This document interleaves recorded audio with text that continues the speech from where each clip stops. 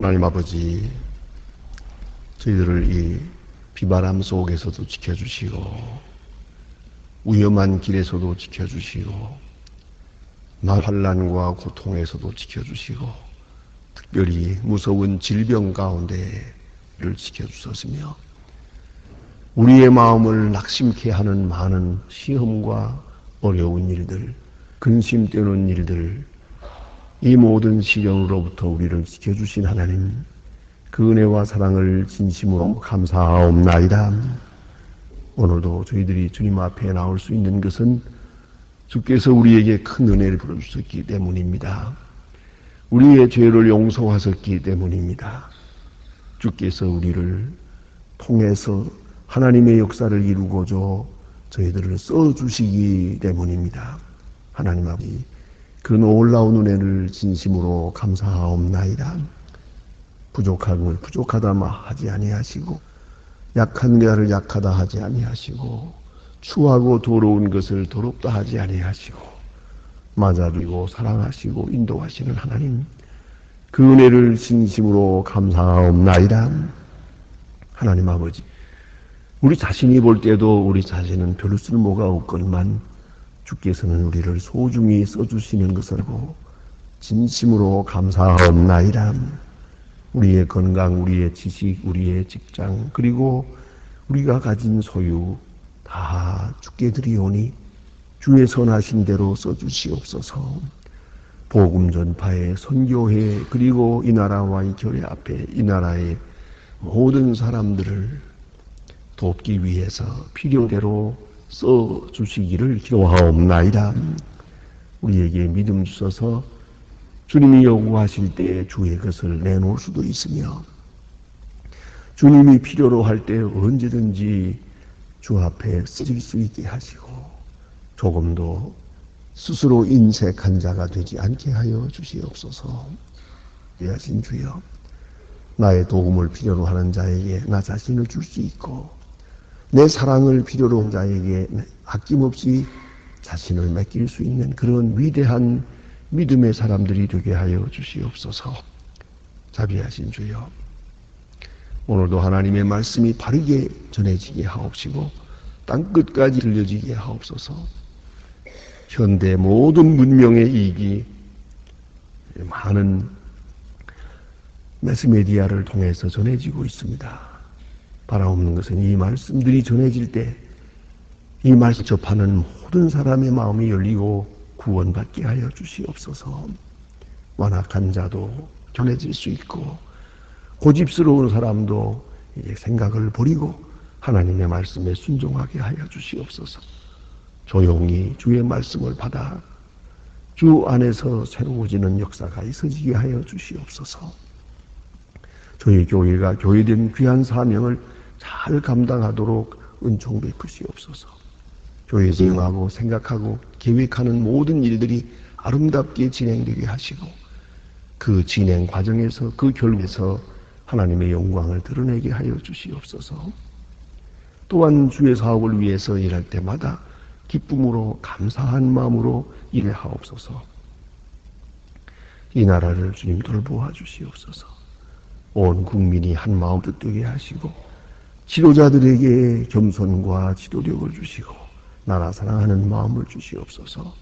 자비하신 주여, 주님께서 함께 하셔서 온 국민이 정직한 백성 되고 부지런한 백성 되게 하시고 이 혼란 가운데서도 인간의 생각은 다 제거하시고 오직 하나님의 뜻만이 조용히 나타날 수 있게 하여 주시옵소서.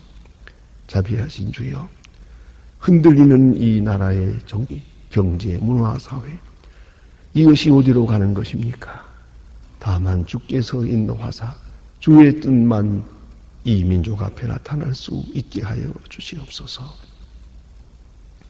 아버지 하나님, 저 북녘 땅에 굶주린 백성들 기억해 주시고 어서속히 강팍한 이데오로부터 벗어나서 모두가 자유하게 하시고 감옥에 있는 사람들이 풀려나서 찬송을 부를 수 있게 하시며 우리가 마음대로 저들을 만나서 사랑을 베풀기도 하며 또 복음을 전할 수 있는 그런 내 아침을 속히 허락해 주시옵소서. 사랑으로 미움을 이기게 하시고 믿음으로 이데올로기를 물릴 수 있게 하여 주시옵소서.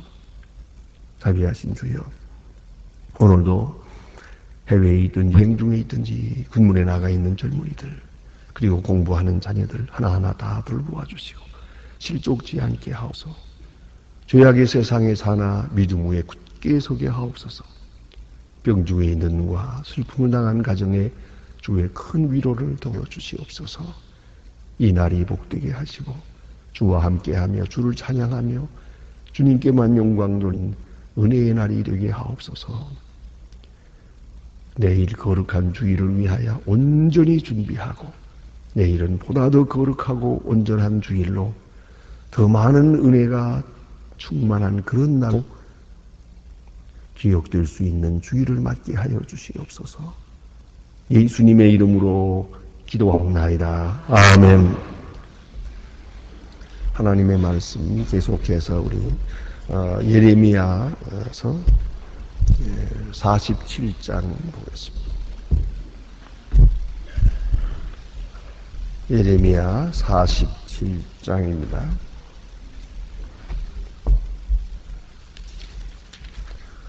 예레미야 47장 아주 짧은 장입니다. 1절로부터 7절 끝절까지 저와 같이 한 목소리로 봉독하시겠습니다.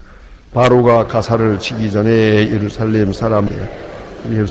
임하여 여호와의 말씀이라. 여호와께서 이같이 말씀하시되 보라, 물이 북방에서 일어나 창일하는 시내를 이루어 그 땅에 그 중에 있는 모든 것과 모든 성 거기에 거하는 자들을 엄몰시키리니 사람들이 부르짖으며 그 땅의 거민들은 애곡할 것이라. 힘센 것에 그치는 소리와 달리는 병거 귀어 움직이는 소리, 아비의 손이 풀려져 그 자식을 돌아보지 못하리니 이는 블레셋 사람을 진멸하며 도로와 시돈과 남아이 도와줄 자를 다 끊어버리는 이름이라. 여호와께서 칼깁소와 그 남아 있는 블레셋 사람을 멸하시리라. 가사가 삭발되었고 가스미리와 그에 남아 있는 평지가 그들 네가 그 몸을 비기 어느 때까지 하겠느냐. 여호와께 칼이 네게 언제까지 쉬지 않겠느냐. 내 집에 들어가서 가만히 쉴지어다. 여호와께서 이같이 말씀즉 어떻게 쉬겠느냐. 가스들과 해변에 치러 가는 근역을 하셨느니라. 아멘. 오늘 본문에 나타난 말씀은 예루살렘과 이스라엘에게 주신 말씀이 아니고 이방 땅 블레셋에 주신 말씀이 것이다. 전에도 말씀드린 바와 같이 하나님은 온 세계의 하나님이요 온 우주의 하나님이요 만유의 하나님이 되십니다. 이스라엘만 상대로 하는 하나님은 아닙니다. 유대 나라만 상대로 예루살렘만을 상대로 하는 하나님은 아니옵시다. 온 세계가 그 앞에 있고 온 백성이 다 주님의 지배하에 있는 것이다. 그러니까 이스라엘 백성에게 관심이 많은 것은 저들을 먼저 선택해서 그들을 통해서 다른 모든 나라들을 인도하려고 하는 하나님의 그런 경륜이 있기 때문에 먼저 선택받았다고 하는 그런 의미가 있는 것입니다. 그것뿐입니다. 그런 면에서 우리가 생각할 때 하나님께서는 이스라엘에게 말씀하시면서도 온 세계에 말씀하시고 또 유대 나라를 상대로 나타나 그 이웃에 관계된 모든 나라에 대해서도 하나님께서 선지자를 통해서 말씀하시는 것을 볼 수 있다. 이미도 말씀드린 바와 같이 애굽이라고 하는 것은 오랜 역사, 수천 년의 오랜 역사 동안에 유대 나라에 대해서 거짓 친구라고 볼 수가 있습니다. 도와줄 것 같은데 도움이 되지 않습니다. 도움되지 않는 그들을 또 애굽 사람들은, 이스라엘 사람들은 계속 애굽을 의지합니다. 애굽이 우리를 도와줄 거라 생각해서. 그래서 의지해 봅니다마는 이것 때문에 결국은 예루살렘과 유대 사람들이 한만 전적으로 의지해야 될 시간에 애굽이라고 하는 세력을 의지하는 그런 의지가 배에 있어서 큰 시험거리가 됩니다. 사실 생각하면 인간 궁극에서 우리는 하나님 만나게 돼 있어요. 내가 의지하는 것들을 다 잃어버려야 됩니다. 뿐만 아니라 끊어버려야 됩니다. 그래서 내가 끊어버리지 못할 때 하나님께서 다 끊어버립니다. 그러면 내가 그때 생각합니다. 돈도 의지할 것이 못 되고, 친구도 의지할 것이 못 되고, 가까이 되면 우리 가족도 의지할 것이 못 된단 말이에요. 다 소용없다. 오직 하나님뿐이다 하는 마음을 가질 수밖에 없어요. 어느 순간에 가서는. 이거 좀 진작 그래야 되거든요. 진작 그 가치를 다 부인하고 신앙적 절대 가치를 세워야 됩니다. 그것이 중요한 것이에요. 그러니까 우리가 돈도 필요하고 건강도 필요하고 지식도 필요하지만 이것들은 의지할 만한 것은 못 돼요. 있다가도 없어지고 있는가 하면 없는 것이고 그러니까 우리가 무슨 뭘 가졌다고 할 것이 있겠습니까? 그런 거로 의지하는 신앙 문제에 대해서는 오직 하나님만 의지해야 하거든요. 근데 우리가 그렇지 못할 때가 있거든요. 유대 사람들 그래요. 특별히 하나님 앞에 범죄하고 하나님으로부터 지금 징계를 받는 시간이에요. 그런 시간이라면 그저 100% 하나님만 의지하고 하나님께 항복해야 되는데 그렇지 않아요. 이거 뭔가 인간적인 것을 생각해요. 애굽을 의지해요. 그러나 애굽은 그들에게 도움이 되지 못합니다. 또 하나 블레셋 나라는 바로 인접한 나라입니다. 그런데 이 블레셋이라고 하는 나라는 여러분 잘 아시잖아요. 이 역사에 보면은 이스라엘 나라와 인접해가지고 있으면서 계속 이스라엘 나라를 괴롭힙니다. 어느 다윗 왕 때 그때 한 번 다윗이 큰 세력으로 나라를 지배하고 있을 때 그 주변에 있는 모든 나라들이 다 다윗에게 순복하고 블레셋도 꼼짝을 못합니다. 그 기간만은 그러니까 한마디로 말하면 이 적은 언제나 있는 거예요. 이 이스라엘과 유다 이 주변에 뭐 어디든지 적은 있어요. 어느 시라도 적이 될 수 있어요. 그런데 하나님의 백성들이 하나님 앞에 굳게 서 있을 때는 이 문제가 되지 않아요. 하나님의 축복을 받으며 살아갈 때는 아무 문제도 없더라고요. 그런데 하나님 앞에 바로 서지 못하고 하나님의 사랑을 받지 못하게 될 때 가서는 이 주변에 있는 것들이 다 그냥 다 되는 거예요. 다. 그러니까 한마디로 말해서 저 나라는 하나님이 지키시는 나라다 하는 마음으로 모든 나라들이 두려워할 때 그때는 아무 문제도 없어요. 그러니까 한마디로 말하면 다시 말하면 이 이스라엘 백성이 하나님만 온전히 섬기고 하나님의 말씀을 따라 살고 하나님이 그들을 지켜주실 때는 이방 모든 나라, 뭐 큰 나라 작은 나라건 문제가 되지 않아요. 그러나 저들이 신앙에서 떠나고 신앙적으로 잘될 때 가서는 그때는 옆에 있는 모든 나라들이 전부 이 나라를 넘보는 거예요. 쳐들어오는 거예요. 이렇게 된 거죠. 이 블레셋 나라가 늘 그랬어요. 이스라엘 나라가 강할 때는 저리 숨었다가 이스라엘 나라가 약해지면 그러면 쳐들어와서 또 어느 동리를 빼앗고 어느 재산을 빼앗고 뭐 분해자들을 빼앗고 이랬거든요. 그런데 오늘 본문에 나타난 대로 블레셋이 지금 이렇게 또 교만해가지고 이 유대 나라와 이스라엘이 약해진 것을 알고 자꾸 침범해 오거든요. 그 참 이상해요. 망하게 되는 사람을 더 망하게 만들고 약해진 사람은 더 없이 여기는 거죠. 바로 이런 때에 하나님께서 교만한 이 블레셋 사람들에 대하여 이렇게 심판하시는 말씀이 있습니다. 너희들을 교만할 것 없다. 이스라엘도 치는데 너희를 치지 않겠느냐? 내가 예루살렘도 진멸하는데 너희 교만 블레셋을 내가 그대로 둘 수가 없다는 거죠. 그래서 오늘 저기 보니까 여호와의 칼이라고 하는 말이 나옵니다. 여호와의 칼. 칼로 상징된 하나님의 심판이 옵시다. 칼은 곧 전쟁을 말하는 것이요. 전쟁을 통해서 내가 너를 치리라. 그게 암시된 말씀은 바로 바벨론입니다. 지금 새로 일어나는 나라, 이 바벨론이 강대해져서 너희를 칠 것이다. 여지없이 칠 것이다. 이렇게 말합니다.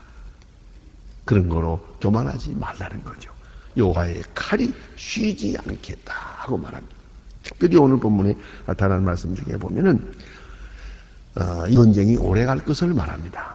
한 번에 끝나지 아니하고 계속적으로 이어지면서 블레셋이 철저하게 망하게 될 것을 예언하고 있습니다. 그래서 내 몸 베기를 어느 때까지 하겠느냐? 여호와의 칼이여 내가 언제까지 쉬지 않겠느냐? 칼이 번쩍이면서 이 전쟁이 쉬겠다는 거야. 계속 이렇게 쳐들어와서 큰 나라 블레셋이 그 앞에서 이렇게 쪼가되겠다 하는 것을 말해주고 있습니다. 특별히 오늘 본문에 다시 말씀한 것을 보면은 이렇습니다. 이렇게 미리 예언하는 것입니다. 이 선지자는 앞에 있는 일을 미리 보는 것입니다. 환상으로 보고 영감 중에 깨닫는 것이옵시다. 이게 얼마 후에 쳐들어올 거예요. 이런 일이 있을 거예요. 그걸 미리 보는 것이에요. 미리 아는 것이죠. 그 선지자입니다. 하나님의 사람은 앞에 있을 일을 미리 압니다. 또 하나님께서는 미리 보여줍니다. 왜요? 하나님의 살아계심을 보여주기 위해서. 이것이 하나님의 뜻 가운데서 이루어진다고 하는 것을 알려주기 위하여 미리 보여주십니다. 그래서 오늘 본문에 보면 당장 지금 눈앞에 전쟁이 지금 이루어지고 있고 전쟁 상황으로 바꿔가고 있는 것을 눈에 보는 듯이 말하고 있습니다. 그래서 북방에서 막 밀려오는데 마치 짱이라는 시내를 이루어 마치 시내물처럼 홍수가 난 것처럼 쫙 쳐들어오겠다는 거죠.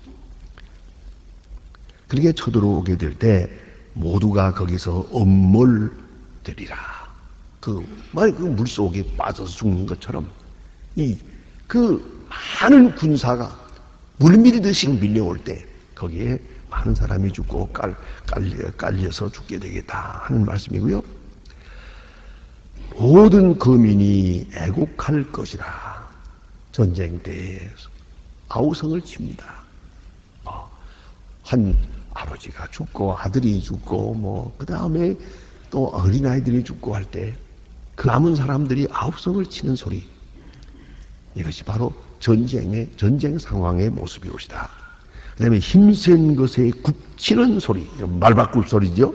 들리고요. 달리는 병거 바퀴 소리가 막 들린다. 무서운 소리죠. 자, 이제 그렇게 될 때는 이 본문에 보니까요. 아비의 손이 풀려서 그 자녀를 돌아보지 못하리니. 그래서요. 손이 풀린다. 이렇게 말하고 있습니다. 우리가 아주 엄청난 일을 당하게 되면, 너무나 큰 일을 만나게 되면 손이 풀립니다. 그 말은 힘이 없어지는 거예요. 우리가 힘을 가졌지만 힘이 다 빠져나가고 또 생각이 멍청해집니다. 그게 바로 문제옵시다. 너무나 큰 일을 당할 때 감당하지 못해요. 아비의 손이 풀려서 자녀를 돌아보지 할 것이다. 얼마나 큰 일, 얼마나 엄청난 일을 당하게 될 것을 예언한 말씀이에요. 여러분, 손이 풀린다는 이야기 아시겠습니까? 그런 경험을 하셨습니까? 깜짝 놀라는 소식, 엄청난 일을 당하게 돼요. 생각도 없고 맥이 다 빠집니다. 할 바를 모릅니다. 잠도 물론 오지 않고 불안에 떨게 됩니다. 그러니까 우리가 가진 능력이다, 지혜다, 의지다, 지식이다 하는 거 그 아무것도 아니에요. 어느 때 그를 만나게 되면 손이 풀리고 말아요. 그러면 가장 가까운 내 자녀까지도 돌아보지를 못하는 거예요. 자녀 돌아올 만한 여유, 그 힘도 없는 것이에요. 저는 직접 한번 본 일이 있습니다. 그 6.25 전쟁 때 피난민들의 물결, 그 속에 제가 같이 끼어 있었다는데, 그거 밀려가다. 도대체 어디로 가야 되는지도 모르면서도 다 길에 나섰습니다, 지금. 이렇게 와서 지금 그대로 걸어가기도 하고, 젊은 사람들은 뛰어가고, 또 좀 힘이 없는 사람들은 걸어가고 이렇게 하는데, 밀려갔죠. 저쪽에 가서 좀 해변 마을에 도착을 했는데, 자, 이거 놀라운 것은, 거기까지 왔는데, 어떤 여자가요, 애를 업고 왔는데, 애가 빠지는 걸 몰랐어요. 그 통에 애가 빠져나가는 걸 모르고, 그냥 여기 와서 보니까 애가 없는 거예요. 애가 없다고 우는 거예요. 또 옆에서들은 정신 나간 여자라고 그러잖아요. 애가 빠진 것도 몰랐나? 그만큼 정신이 없는 거죠. 뒤에 오는 사람이 애가 떨어진 걸 주워다 줬어요.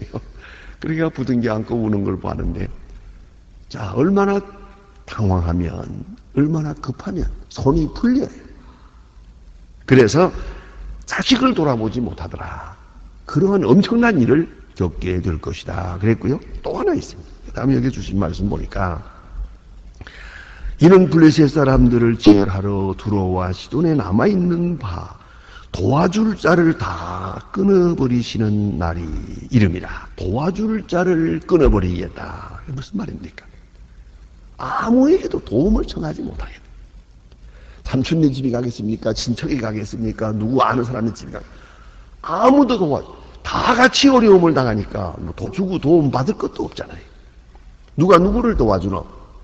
그렇지 않겠습니까? 우리가 인적으로 어려운 일을 당할 때는 이 사람이 어려운 일을 당하면 저 사람이 도와줄 수가 있죠. 또 친척 가운데 가까운 친구의 이웃에 도움을 청할 수가 있지만은, 이렇게 바벨론 사람이 쳐들어오는 것과 같은 이런 전쟁, 이런 엄청난 큰 일을 당하게 될 때 가서는 도와줄 사람이 없어요. 도움을 청할 수도 도와줄 자도 없을 만큼 그만한 큰 일을 당하게 될 것이다. 이것이 예언의 말씀입니다. 여호와께서 갈렙 성과 남아있는 블레셋 사람들을 멸하시리니, 그래서요, 이렇게 돼 남아있는 평지가 멸망되었나니 내가 내 몸을 베기를 어느 때까지 하겠느냐.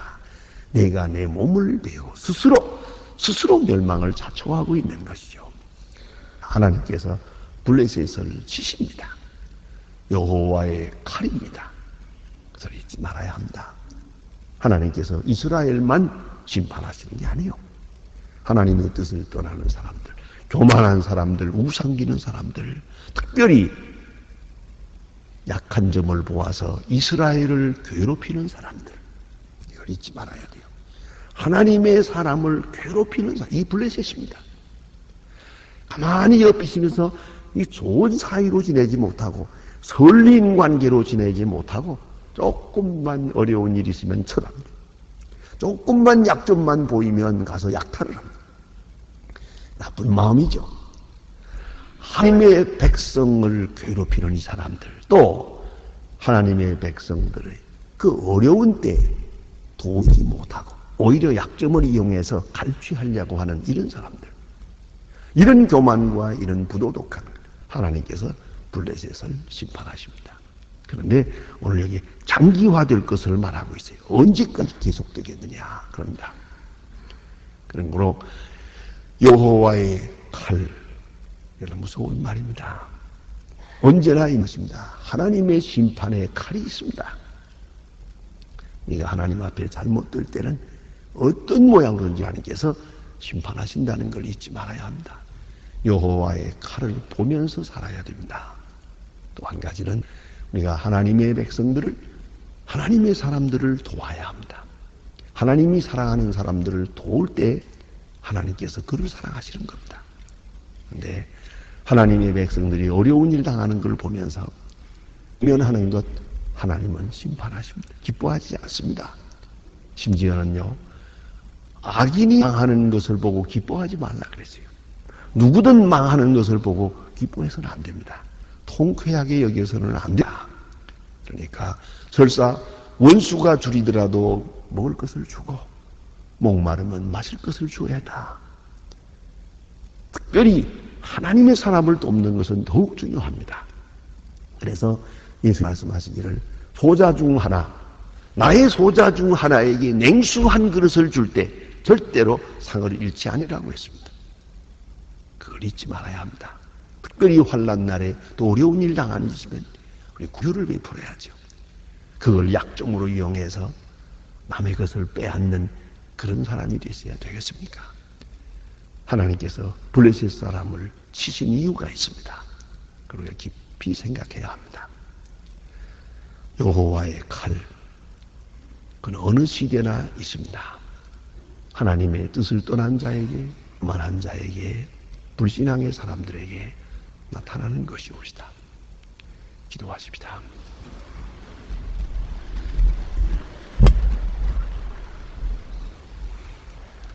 하늘에 계신 우리 아버지시여, 이름이 거룩히 여김을 받으시오며 나라의 마옵시며 뜻이 하늘에서 이룬 것 같이 땅에서도 이루어지이다. 오늘날 우리에게 일용할 양을 주옵시고 우리가 우리에게 죄진 자를 사해 준 것 같이 우리 죄를 사해 주옵시고 우리를 시험에 들게 하지 마시며 다만 악에서 구하옵소서. 내 나라와 권세와 영광이 아버지께 영원히 있사옵나이다. 아멘.